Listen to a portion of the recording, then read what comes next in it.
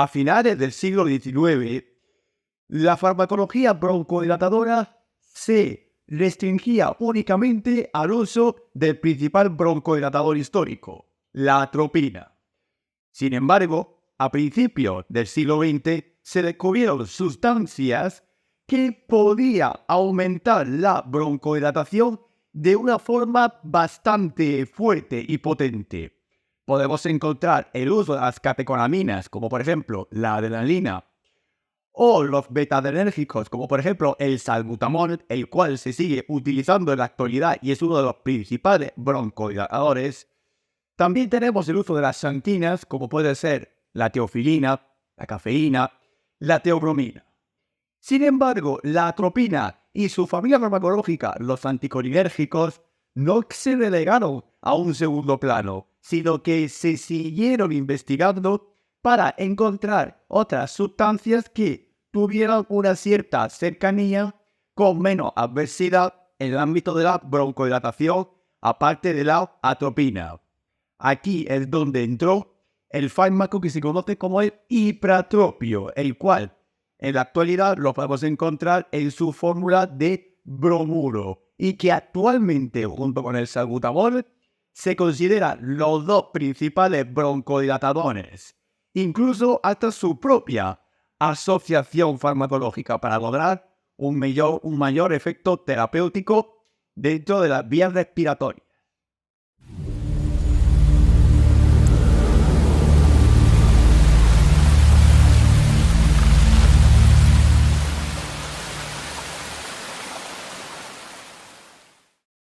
El ipratropio es un fármaco que pertenece a la familia de los broncodilatadores y dentro de los broncodilatadores pertenece a la conocida familia de los anticolinérgicos, junto con otras sustancias parecidas como la hidroxina, la metilescopolamina y la madre de todos los anticolinérgicos, la atropina, la cual ya se utilizaba como un broncodilatador en los tiempos modernos, pero poco a poco se fue sustituyendo por otras sustancias algo más potentes, como por ejemplo los beta-adrenérgicos o las xantinas. Pero dentro de los anticolinérgicos se siguió investigando y se descubrió el ipratropio, el cual actualmente está considerado como uno de los principales broncodilatadores y aerosoles en la sanidad.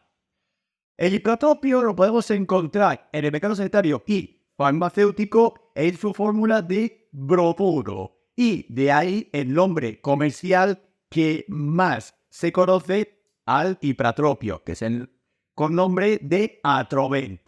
Y aquí podemos observar la estructura y conformación química del ipratropio, pero no en su fórmula de bromuro, sino dentro del compuesto genérico esencial del propio ipratropio, donde vemos la presencia de un grupo benceno terminal al cual se le unen otros radicales, como por ejemplo tenemos la presencia de un grupo hidroxilo, la presencia de un grupo carbonilo, un enlace éster y quizás la particularidad más importante del ipratropio.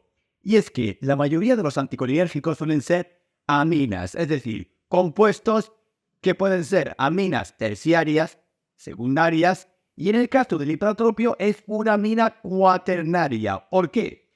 Porque el nitrógeno terminal no tiene sus 3 huecos libres, o mejor dicho, ocupados por radicales, sino que en el caso del bromuro de ipratropio, el nitrógeno está convertido en un catión, es decir, ha perdido electrones, por lo cual, teniendo un estado de oxidación positivo, posee un hueco más. De ahí que el ipratropio se considera una amina cuaternaria, al contrario que, por ejemplo, la atropina, que es una amina terciaria.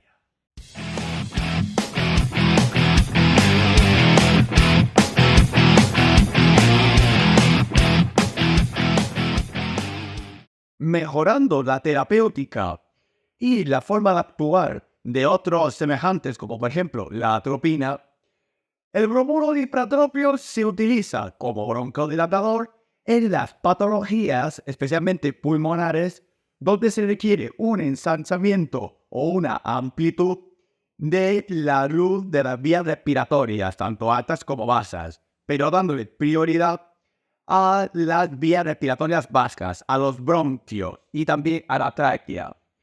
El bromuro de ipratropio lo podemos utilizar en afecciones como por ejemplo en el EPOC, en el asma, así como también en los cuadros de insuficiencia respiratoria aguda. Por ejemplo, cuando esta aparece secundada a otra patología pulmonar, como pueden ser la bronquitis, las neumonías, los enfisemas, y también, por ejemplo, en la enfermedad de la COVID-19. El bromuro de ipratropio también lo podemos utilizar en los broncoespasmos, más si estos están producidos por una excitación colinérgica. Y también lo podemos utilizar en las obstrucciones respiratorias, siempre que no haya un objeto o sustancia que esté obstruyendo la vía respiratoria, de nuevo con el ensanchamiento de la luz pulmonar. Y de nuevo repetir que el ipratropio no solamente se relega a un uso en el EPOC y en el asma, y también en alguna insuficiencia respiratoria aguda, sino que también se puede utilizar en otras neumopatías que están condicionadas a que hay un estrechamiento de la luz pulmonar. Volvemos a repetir, el enfisema, las neumonías o las bronquitis. Y también el bromuro de ipratropio se puede utilizar como expectorante. Por ejemplo, en un paciente que tenga unas abundantes secreciones y el cual no se le puede aspirar. Se puede utilizar también el ipratropio para lograr una mejor expectoración.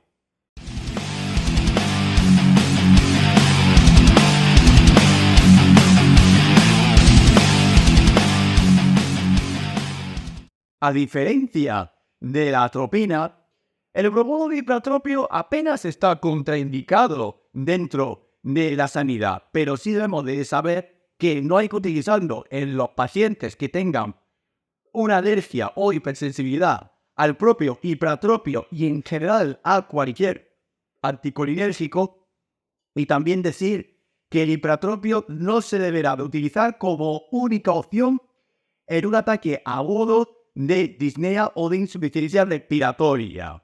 Siempre se suele asociar a otros fármacos semejantes, como por ejemplo tenemos dentro de los corticosteroides la budesonida o dentro de los beta-adrenérgicos el conocido salbutamol.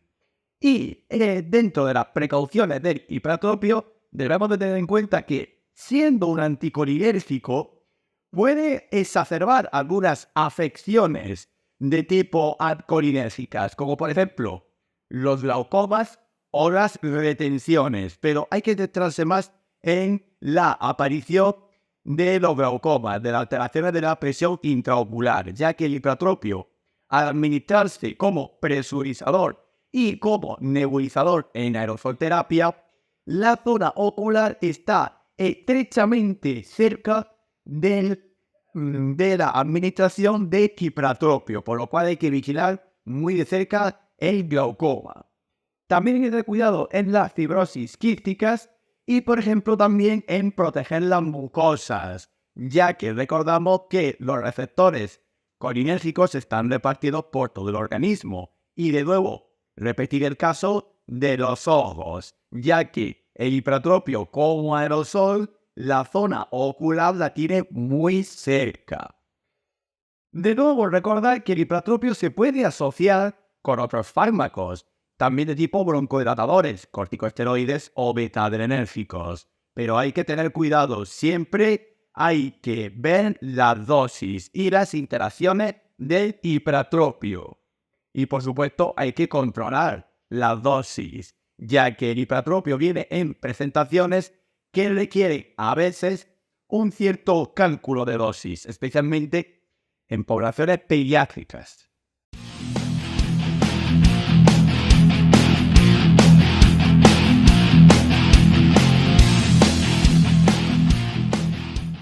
El mecanismo de acción del bromuro de ipratropio es tan simple como el resto de su familia de los anticolinérgicos, ya que el bromuro de ipratropio ejerce un bloqueo sobre los receptores de la acetilcolina, es decir, sobre los receptores de tipo colinérgicos, más especialmente del tipo muscarínicos. ¿Qué se conlleva ello? Que hay una disminución de la actividad colinérgica en esa zona.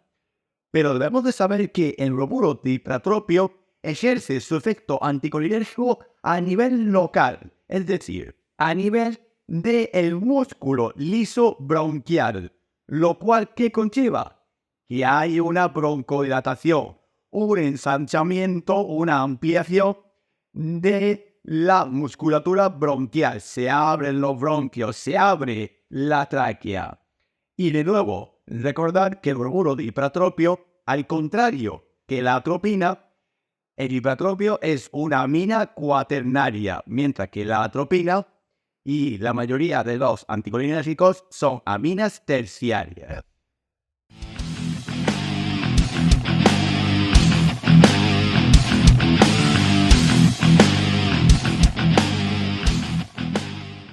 La vía de administración más usual del bromuro de ipratropio suele ser la vía de aerosol, es decir, la vía de aerosolterapia.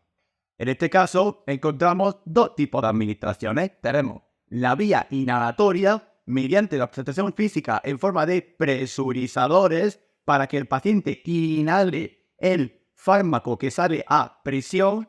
Y luego tenemos la vía nebulizada mediante la presentación de viales o ampolletas de ipratropio que a dosis de 250 o de 500 microgramos por 2 mililitros, muy importante tener en cuenta esta concentración para las vías nebulizadas en el ámbito pediátrico, estas ampolletas o viales se diluyen con un poco de solución salina o de agua destilada y en un aparato, en un nebulizador o mediante el uso de mascarilla de nebulización, se administran al paciente para que lo vaya inhalando.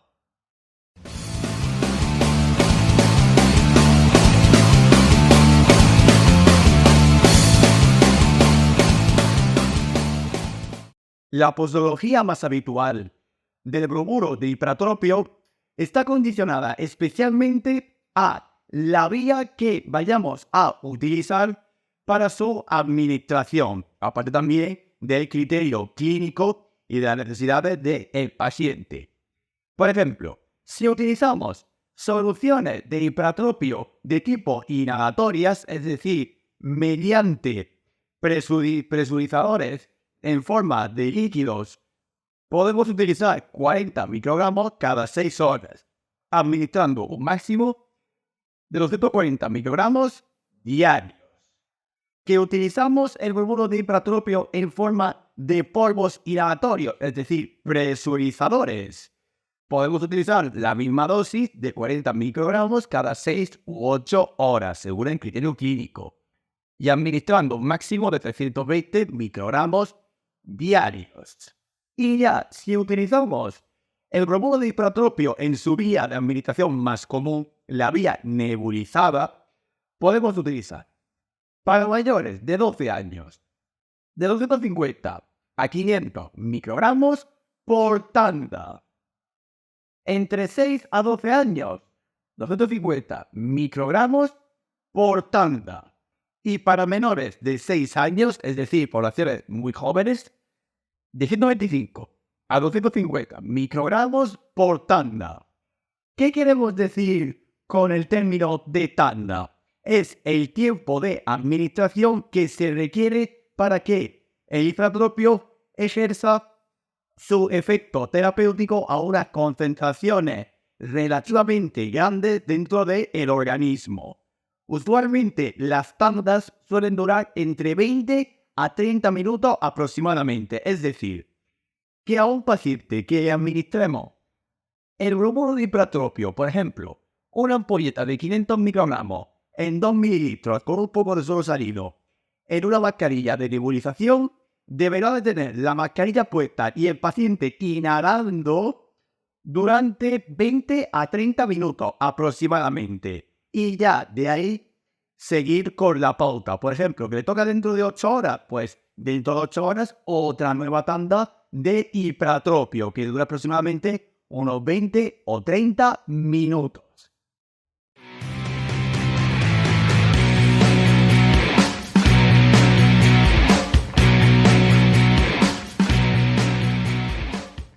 Dentro de la compatibilidad e incompatibilidad del bromuro de hipratropio con el resto de la farmacología existente, debemos de realizar una exhaustiva revisión bibliográfica para saber qué fármacos se pueden administrar a la vez o no con el bromuro de hipratropio, aunque hay fármacos que ya se conocen que se pueden administrar a la vez con él y que tienen compatibilidad, y especialmente son de su propia familia, de broncodilatadores, pero con un mecanismo de acción muy distinto. Por ejemplo, el hipratropio se puede combinar con el salbutamol, es decir, un anticolinérgico con un adrenérgico, así como también el atroven, el hipratropio, también se puede combinar a la vez con corticosteroides, en este caso inhalatorios o nebulizados, como son la budesonida.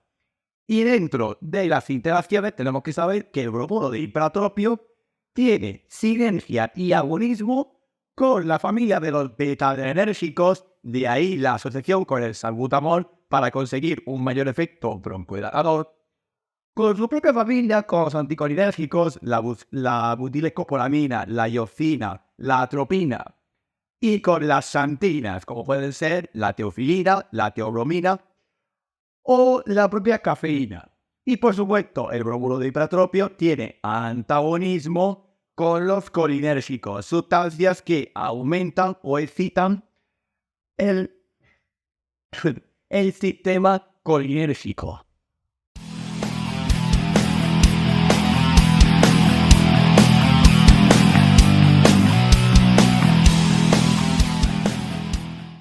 Casi podríamos llegar a decir que el bromuro de hipratropio es uno de los reyes de la aerosol terapia, de los broncodilatadores, ya que, a diferencia de otros fármacos similares como por ejemplo la budesonida o el salbutamol, el atroven apenas tiene efecto adverso. De ahí que se sigue utilizando muchísimo dentro de los ámbitos neumológicos.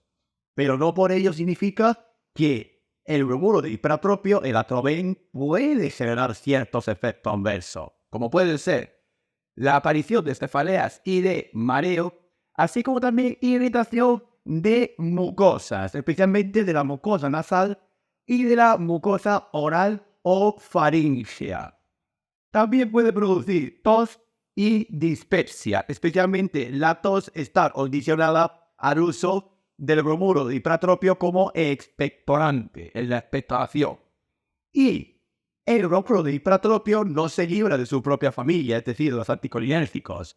Puede provocar ciertos efectos dentro del organismo a nivel colinérgico, como pueden ser alteraciones gastrointestinales que suelen ser muy raras, así como también retenciones, pero son casi inusuales. Y a nivel ocular, mucho cuidado con los pacientes que tengan alteraciones de la presión intraocular, es decir, en el glaucoma.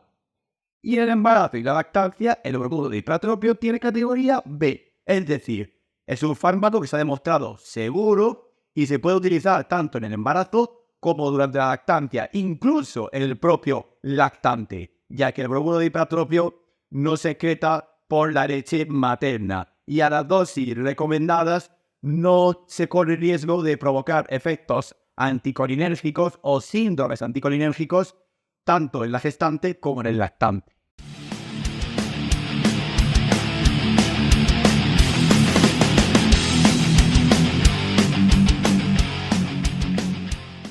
Finalmente, hay que decir que el bromuro de hipratropio es una sustancia no dializable, o mejor dicho, no hay evidencia que demuestre que el bromuro de hipratropio se elimine por la técnica continua de reemplazo renal y usualmente no suele requerir un ajuste de dosis, ni siquiera en aquellos pacientes con un alto grado de nefropatía o de atopatía.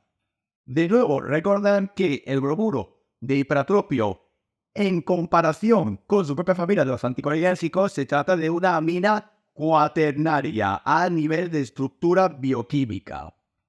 También repetir que el bromuro de hipertropio no es recomendable utilizarlo como única opción en un ataque de disnea o de insuficiencia respiratoria aguda, sino que se tiene que, o es mejor, combinarlo con otros broncodilatadores, como pueden ser el salbutamol o la budesonida.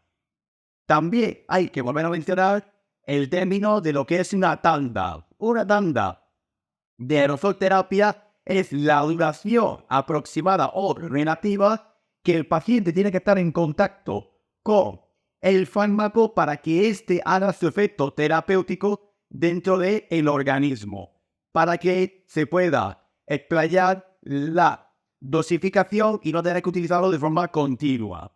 En este caso, en los aerosoles, tanto la budesonida, el salbutamol y el bromuro de hipertropio, se recomienda que la tanda sea aproximadamente de 20 a 30 minutos, aproximadamente, según el criterio clínico. Y por supuesto decir que el bromuro de hipertropio también se prescribe como tratamiento domiciliario, es decir, el paciente puede utilizar los presurizadores en su propio ámbito domiciliario o laboral y o social, por lo cual se recomienda que el paciente tenga una educación para la salud, es decir, que el paciente sepa manejar la medicación del bromuro de hipertropio para su correcta administración y terapia, por lo cual el paciente puede contar con la educación para la salud mediante la recomendación y la instrucción de los servicios de atención primaria y de los centros de salud.